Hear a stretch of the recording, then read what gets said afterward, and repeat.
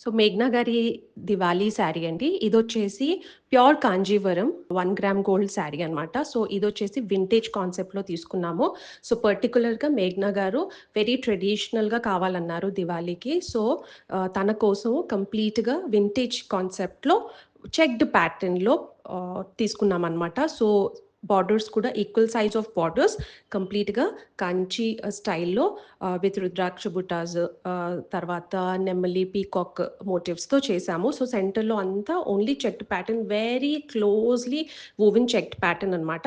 So, దానికొచ్చేసి piping border green అన్నదొచ్చేసింది. So, overall single tone sari. అందుకనే దాన్ని స్టాండ్ ఔట్ చేయడానికి పైపింగ్ బార్డర్ అన్నది గ్రీన్ అన్నది ఇచ్చేసాము. బికాజ్ రేపొద్దున ఒకవేళ కావాలనుకుంటే కాంట్రాస్ట్‌కి వెళ్ళాలనుకున్న గ్రీన్ బ్లౌజ్ కూడా వేసుకోవచ్చు.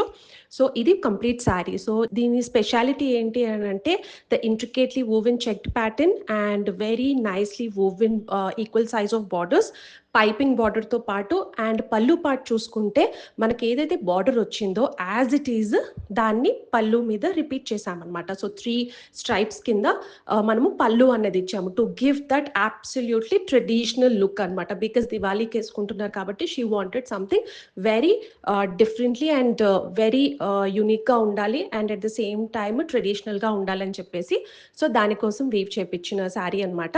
సో, దీనికొచ్చేసి మనము సిమిలర్ క్లాత్‌లోనే సేమ్ కలర్ తీసుకొని దానికి నైస్ టెంపుల్ ప్యాటర్న్‌లో మగ్గం వర్క్ అయితే చేపిచ్చాము.